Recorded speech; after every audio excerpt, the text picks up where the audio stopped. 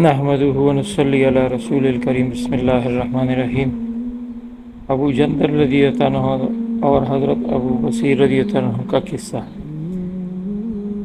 یہ جاننے کہ ان دونوں کے ساتھ کیا کچھ ہوا، اس ویڈیو کو آخر تک دیکھیں، اس کو لائک اور سبسکرائب کیجیے۔ 6 ہجری میں حضور اقدس صلی اللہ علیہ وسلم عمرہ کے ارادے سے مکہ تشریف لے جا رہے تھے۔ کفار مکہ کو اس کی خبر ہوئی اور وہ اس خبر کو اپنی ذلت سمجھے، اس لیے مزاحمت کی اور حدیبیہ میں آپ کو رکنا پڑا۔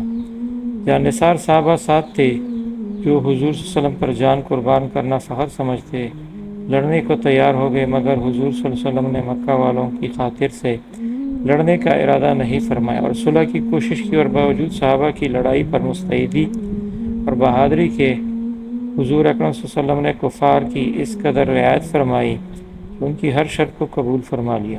صحابہ کو اس طرح دب کر صلح کرنا بہت ہی ناگوار تھا، مگر نبی کریم صلی اللہ علیہ وسلم کے ارشاد کے سامنے کیا ہو سکتا تھا کہ جانثار تھے اور فرمان بردار، اس لیے حضرت عمر رضی اللہ عنہ جیسے بہادروں کو بھی دبنا پڑا۔ صلح میں جو شرطیں طے ہوئی، ان شرطوں میں سے ایک شرط یہ بھی تھی کہ کفاروں میں سے جو شخص اسلام لائے اور ہجرت کرے، مسلمان اس کو مکہ واپس کر دیں، اور مسلمانوں میں سے خدا نخواستہ اگر کوئی شخص مرتد ہو کر چلا آئے تو واپس نہ کیا جائے۔ یہ صلح نامہ ابھی تک پورا لکھا بھی نہیں گیا تھا کہ حضرت ابو جندل رضی اللہ عنہ ایک صحابی تھے، اسلام لانے کی وجہ سے طرح طرح کی تکلیفیں برداشت کر رہے تھے اور زنجیروں میں بندھے ہوئے تھے۔ اسی حالت میں گرتے پڑتے مسلمانوں کے لشکر میں اس امید پر پہنچے کہ ان لوگوں کی حمایت میں جا کر اس مصیبت سے چھٹکارا پاؤں گا۔ ان کے باپ سہیل نے، جو اس صلح نامہ میں کفار کی طرف سے وکیل تھے اور اس وقت تک مسلمان نہیں ہوئی تھے، فتح مکہ میں مسلمان ہوئے، انہوں نے صاحبزادے کے تماچے مارے اور واپس لے جانے پر اصرار کیا۔ حضور صلی اللہ علیہ وسلم نے ارشاد فرمایا کہ ابھی صلح نامہ مرتب بھی نہیں ہوا، اس لیے ابھی پابندی کس بات کی، مگر انہوں نے اصرار کیا۔ پھر حضور صلی اللہ علیہ وسلم نے فرمایا کہ ایک آدمی مجھے مانگا ہی دے دو، مگر وہ لوگ ضد پر تھے، نہ مانا۔ ابو جندل رضی اللہ عنہ نے مسلمانوں کو پکار کر فریاد بھی کی کہ میں مسلمان ہو کر آیا اور کتنی مصیبتیں اٹھا چکا، اب واپس کیا جا رہا ہوں۔ اس وقت مسلمانوں کے دلوں پر جو گزری ہوگی اللہ ہی کو معلوم ہے، مگر حضور صلی اللہ علیہ وسلم کے ارشاد سے واپس ہوئے۔ حضور صلی اللہ علیہ وسلم نے تسلی فرمائی اور صبر کرنے کا حکم کیا اور فرمایا کہ ان قریب حق تعالی شانہ تمہارے لیے راستہ نکالیں گے۔ صلح نامہ کے مکمل ہو جانے کے بعد ایک دوسرے صحابی ابو بصیر بھی مسلمان ہو کر مدینہ منورہ پہنچے۔ کفار نے ان کو واپس بلانے کے لیے 2 آدمی بھیجے، حضور اکرم صلی اللہ علیہ وسلم نے حسب وعدہ واپس فرما دیا۔ ابو بصیر رضی اللہ عنہ نے عرض بھی کیا کہ یا رسول اللہ صلی اللہ علیہ وسلم، میں مسلمان ہو کر آیا، آپ مجھے کفار کے پنجوں میں پھر بھیجتے ہیں۔